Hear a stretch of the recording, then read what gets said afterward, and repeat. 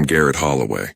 I'm 54 years old, a retired U.S. Coast Guard officer with 28 years in search and rescue. After I retired, I used my inheritance to buy a small cabin on Lake Thornton, North Carolina. It wasn't much, just a quiet piece of water, a dock, and the kind of peace you only find after decades of storm calls and radio static. The property had been there long before the community of Emerald Shores existed. When the Homeowners Association incorporated in 2003, my lot remained grandfathered in. That meant I wasn't a dues-paying member, but I still had to follow rules about common areas, the lake, the access channels, and the shared shoreline. Emerald Shores is a large community, about 340 homes, built around the lake in a gated loop of identical houses and manicured lawns. Each homeowner pays $320 a month in dues, funding an annual budget of roughly $1.8 million. The HOA is run by a board of 7, led by President Darlene Vickridge, who's held the position for 11 years. Her sister Paige serves as treasurer. Hank Morales, an HVAC contractor, is vice president. The rest of the board are loyal supporters who rarely challenge motions. Darlene runs the HOA with strict uniformity, approved paint colors only, no vegetable gardens, no driveways with pickup trucks overnight. She believes consistency equals prestige, and prestige justifies enforcement. I didn't interact with the HOA much. My place was small and separate from the tract homes, the kind of property most residents passed without noticing. I spent my days restoring my father's sailboat, the Horizon Runner, a 1987 Morgantown Island 41. He died of cancer 5 years before I moved here, and rebuilding that boat became my way of keeping him close. On weekends, I taught sailing lessons to local kids for free. It was simple, quiet, and felt right. Real tension came when Darlene decided that, grandfathered or not, I was still under her jurisdiction. Her interpretation of common area use shifted depending on who asked the question. And in Emerald Shores, every interpretation favored her authority. That imbalance, power without accountability, would define everything that followed. 6 months before the fire, I received a certified letter from the Emerald Shores Homeowners Association. It was printed on heavy paper with the HOA's embossed logo across the top and the president's signature, Darlene Vickridge, neatly typed below. The letter stated that my private dock encroached approximately 2 feet into the community's navigational channel. It demanded immediate modification to bring the structure into compliance or payment of a $5,000 fine. It cited shared lake regulations that supposedly applied to all waterfront parcels within HOA jurisdiction. The problem was simple. My dock wasn't within their jurisdiction at all. The dock had been built in 1995, long before Emerald Shores existed. I had inherited the permits with the property, along with an official survey recorded by the county. Still, I wanted to be certain, so I hired an independent surveyor. It cost me $800 and 3 long days of measurements under the July heat. When the results came back, the findings were clear. My dock was entirely within my deeded property lines. The HOA's claim was based on an outdated 1998 map that had been replaced when property boundaries were adjusted a decade earlier. My paperwork was valid. The HOA's map was not. I brought those documents to the next monthly board meeting. It was held in the community center, a fluorescent-lit room that smelled like burnt coffee and disinfectant. About 20 residents attended. When my turn came, I placed the survey and county records on the table. Darlene glanced at them briefly, tapped her gavel once, and said, "The board will review this." Then she moved to the next agenda item. No discussion, no acknowledgement, just silence and the sound of shuffling papers. Weeks passed. No one from the board followed up. No written response. No correction to the notice. I sent 2 certified letters requesting confirmation that the encroachment citation had been withdrawn. Neither received a reply. That silence, more than the accusation itself, told me what I needed to know. It wasn't about a dock. It was about control. What should have been a straightforward boundary clarification became the opening move in something larger. The board's inaction turned an administrative issue into a personal conflict, one that would soon escalate beyond procedure, beyond fines, and into something far more destructive. After the board ignored my evidence, the tone around the neighborhood changed. Within weeks, 2 separate tow trucks arrived at my driveway on anonymous complaints that my truck had been parked overnight, in violation of community standards. Both times, I showed the drivers my property deed and watched them leave awkwardly, muttering that they were just following orders. A week later, county inspectors appeared, saying they'd received a report about unpermitted structures on my property. They left after a short walkthrough, finding nothing. It was obvious what was happening. The HOA wasn't correcting a mistake, it was retaliating for being challenged. By July 4th, I overheard exactly how deep that motivation went. At the community barbecue, I was near the grill when Darlene spoke to a developer acquaintance. She laughed and said, "Once I clear that eyesore, Doc, the lot's worth double." The eyesore she referred to was my property. That conversation confirmed what I already suspected. This wasn't about setback lines. It was about leverage. Then came the graffiti. I returned home one August evening to find my father's sailboat vandalized. In dripping orange paint, someone had scrawled "Welfare Sailor" on the port side and "Go Home" across the starboard. The paint was still tacky. I called the sheriff's department. Deputy Tom Crowley, an ex-Marine I knew from the VFW, took photos, filed a report, and quietly advised me to get cameras and maybe lawyer up. That was the moment I decided silence wasn't protection, it was permission. That night, I registered a domain, emeraldshoresaccountability.com. It cost $12 and an evening of setup. I scanned the surveyor's report and posted it with a short explanation. The HOA claimed encroachment. A licensed surveyor proved otherwise. I added photos showing clear compliance, then followed with side-by-side images of other rule violations, like Darlene's son's oversized Jeep parked openly in their driveway. I didn't add commentary. I let the documents speak for themselves. 2 weeks later, my public records request came through. It revealed $47,000 in payments to Vickrage Property Consulting, Darlene's own firm, listed as Management Advisory Services. I posted those invoices, along with her signed stipend forms. The response was immediate. Hundreds of shares across neighborhood groups, comments from residents thanking me, and within days a cease and desist letter arrived from the HOA's lawyers threatening defamation. I posted that too, with one line beneath it: "Truth is an absolute defense." By then the story wasn't just about a dock. It was about accountability and who was afraid of it. The cease and desist letter was only the beginning. 2 weeks after the blog gained traction, a process server arrived at my cabin holding a thick envelope embossed with gold lettering from the Klein Group, attorneys at law. The Emerald Shores Homeowners Association was suing me for $50,000 in alleged reputational damages and seeking an injunction to shut down my website. The complaint accused me of false and malicious statements causing irreparable harm to Mrs. Vickrage and her business. I spent an hour reading the legal language until my eyes blurred. The message was simple: silence or bankruptcy. They offered mediation at a downtown office a few days later. I went alone, wearing a pressed shirt that didn't quite fit.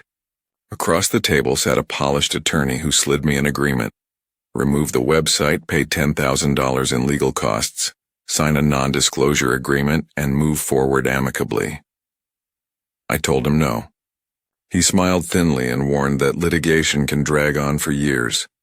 I replied that truth doesn't expire and walked out. I couldn't afford a lawyer, so I did what I'd always done in the Coast Guard: learn the manual before setting sail. For 3 weeks I lived at the county library, studying North Carolina General Statutes, Chapter 47F, the Planned Community Act, and the HOA's own bylaws posted online. That's where I found it. Section 3108, the clause about proxy voting. The statute required that any proxy used in a board election must name the specific candidate being voted for. But for 3 years, Darlene's re-elections had been conducted through blank proxy forms collected door to door. That made the entire board's authority questionable, maybe even void. The bylaws gave homeowners the right to initiate a recall petition if 20% of members signed, 68 out of 340. I printed 200 copies and started knocking on doors. Most people were hesitant. "She'll find out," they whispered. By the end of the first week, I had 14 signatures. It felt hopeless until Marisol Gutierrez, a local landscaper fined for hedge height, stepped in. She rallied 47 families who'd faced similar treatment. Within 11 days, we had 73 signatures, enough to trigger a special election. I hand-delivered the petition to the HOA office, watched the clerk's expression shift from confusion to dread, and walked out knowing the balance had changed. For the first time, Darlene Vickridge's control faced a legitimate challenge, and she knew it. October 23rd began like any other night.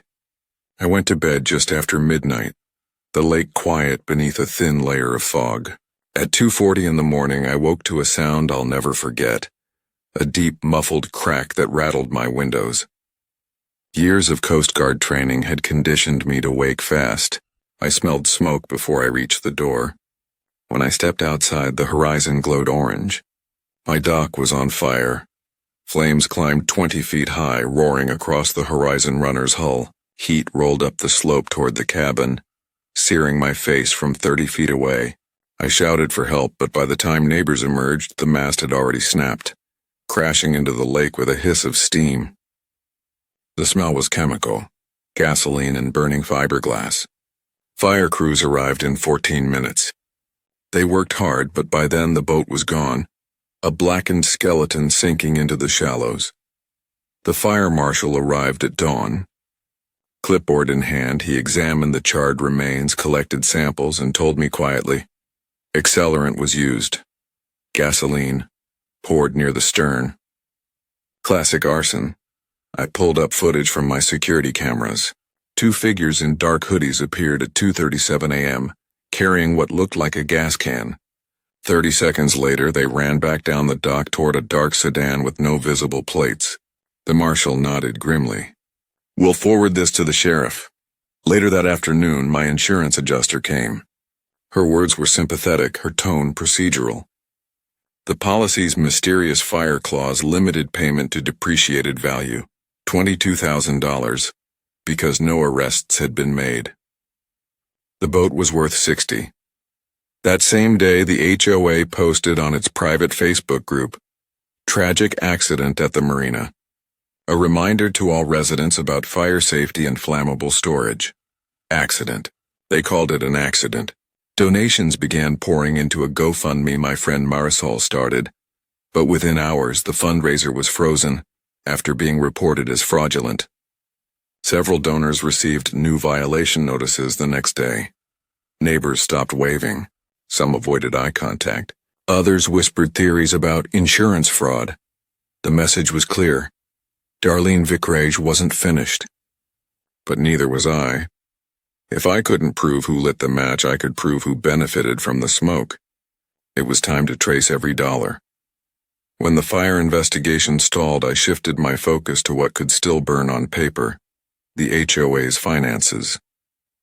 I called Theo Barnett, a former Coast Guard colleague who'd become a forensic accountant after leaving service.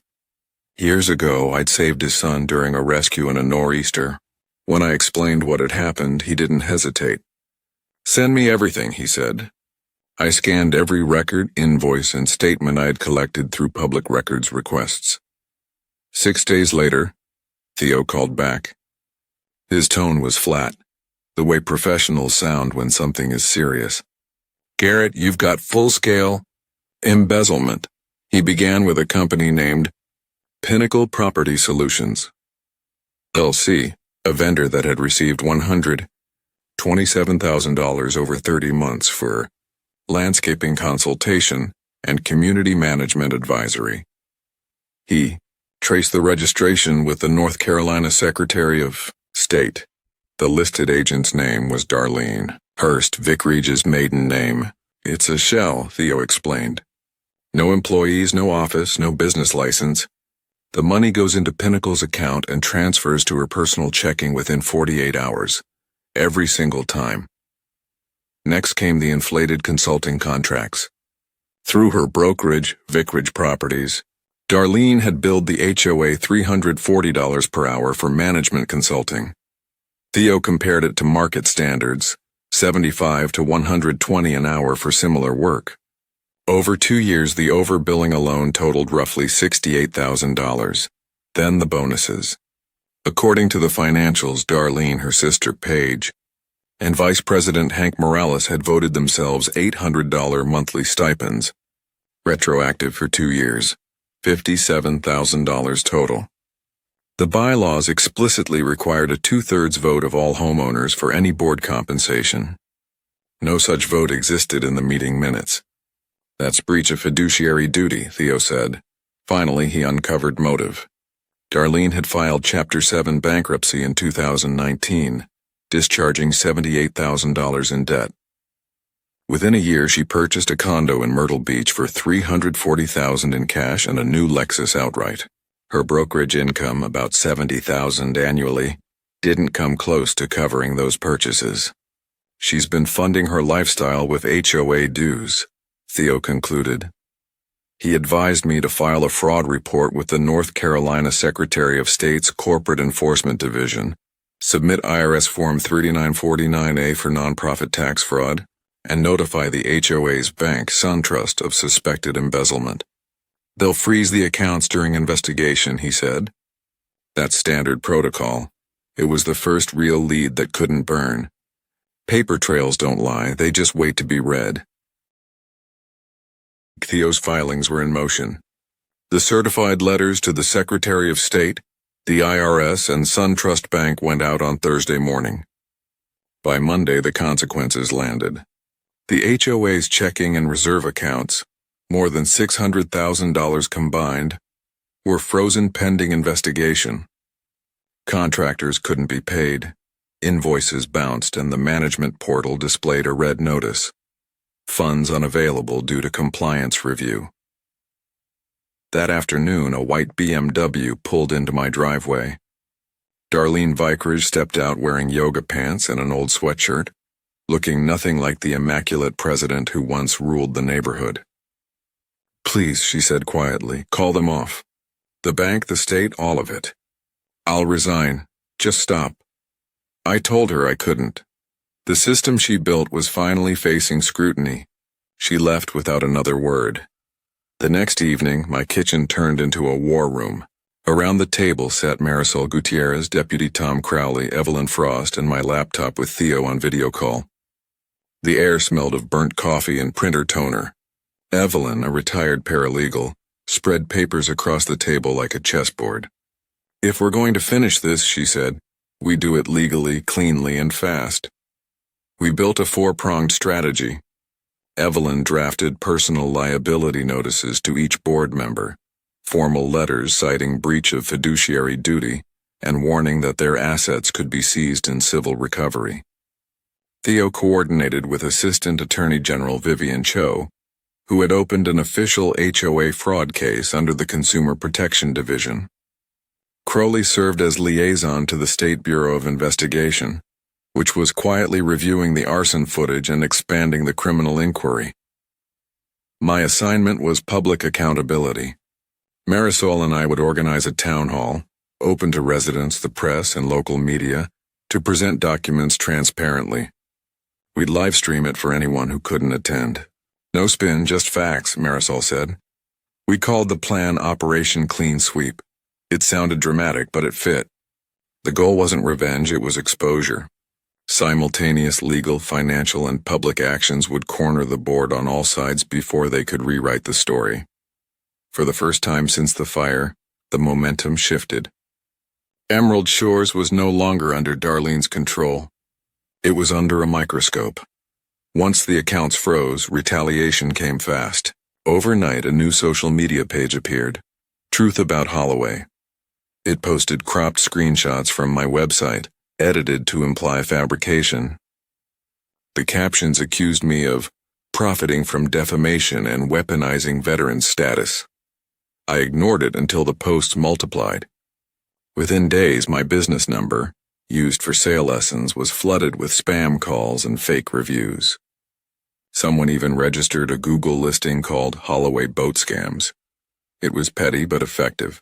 The distraction chewed up hours I needed for the investigation.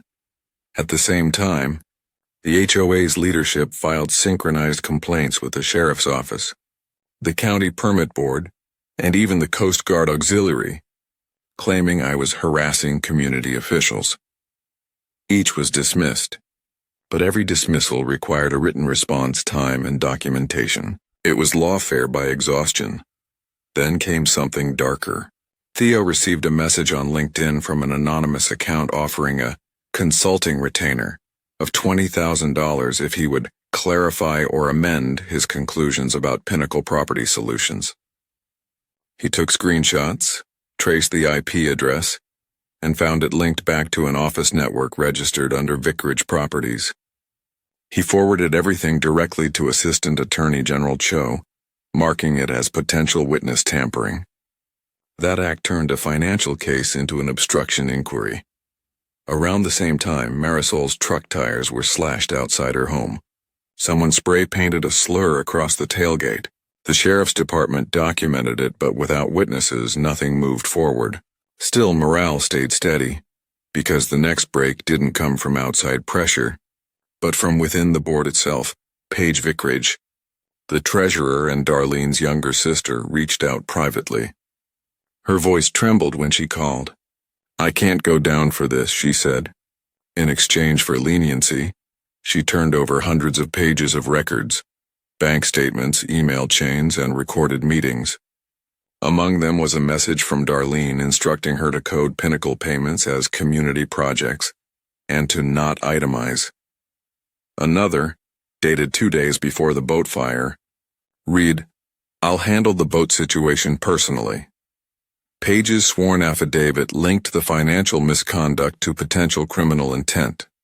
For the first time, the paper trail wasn't circumstantial. It spoke in Darlene's own words. By early spring, Assistant Attorney General Vivian Cho's office had completed its preliminary audit. The report confirmed what Theo had already traced. $127,000 routed through the shell company Pinnacle Property Solutions, $68,000 in inflated consulting fees, and $57,000 in unauthorized stipends. Added to that was $110,000 in underreported income spread across 3 fiscal years, verified through falsified IRS Form 990 filings. The total misappropriation exceeded $360,000. What had started as a neighborhood dispute was now a criminal case involving tax fraud, embezzlement, and obstruction of justice. Within days, subpoenas were issued for personal and business bank accounts belonging to Darlene Vicarage, Paige Vicarage, and Vice President Hank Morales. The State Bureau of Investigation expanded its inquiry into the arson, interviewing Darlene's son, Trey Vicarage, who had been identified from partial footage of the dark sedan seen near my dock. He was questioned for nearly 6 hours before being released pending further evidence. Local media caught wind of the audit summary when it appeared in the county court docket. The Lakeview Herald published a front-page headline, "Emerald Shores HOA Under State Investigation, $360K Missing." The story spread quickly. Residents who had once ignored the issue began posting in community groups, demanding answers and calling for resignations. Facing the growing backlash, Darlene scheduled a press appearance outside her real estate office. She arrived with a prepared statement denying wrongdoing and calling the allegations politically motivated. But when reporters pressed her about the shell company's registration under her maiden name and the bank transfers to her personal account, she faltered. The video of that exchange went viral locally. The brokerage suspended her license and scrubbed her profile from its website within 48 hours. Meanwhile, Hank Morales, through his attorney, contacted the Attorney General's office offering full cooperation in exchange for immunity. His statement confirmed Darlene's control over all financial decisions. By the end of that week, public opinion had shifted entirely. Emerald Shores, once proud of its manicured perfection, was now synonymous with scandal. The facade had cracked, and behind it stood a president rapidly losing her empire. The town hall took place on a mild June evening inside the Emerald Shores Community Center, the same room where my dock dispute had been dismissed nearly 2 years earlier. This time every seat was filled. Folding chairs lined the walls, and a local news crew set up cameras near the back. Marisol Gutierrez opened the meeting with a calm voice explaining why transparency mattered. I followed with the documents, the 1995 survey, the Pinnacle property invoices, the stipend records, and the state audit confirming fraud and tax violations.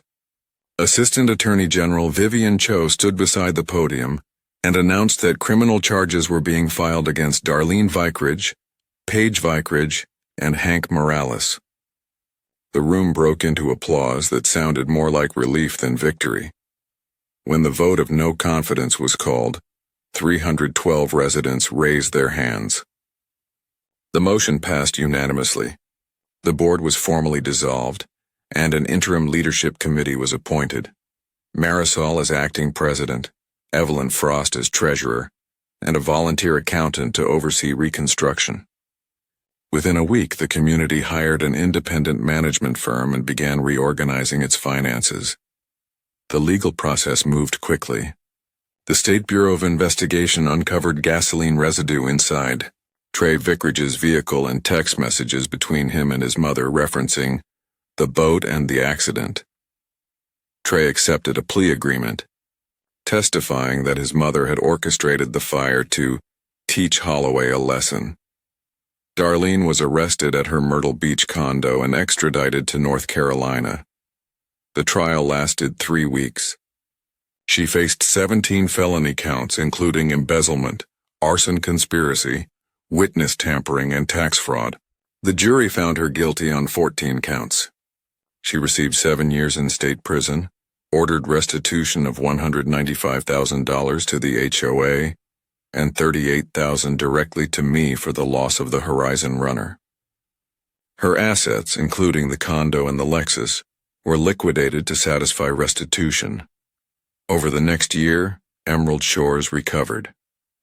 Roads were repaired, playgrounds refurbished, and dues reduced. The community established the Horizon Scholarship, funding maritime education for local youth. I rebuilt my dock and taught my first sailing class again that summer. The lake was quiet, steady, just as it should have been all along.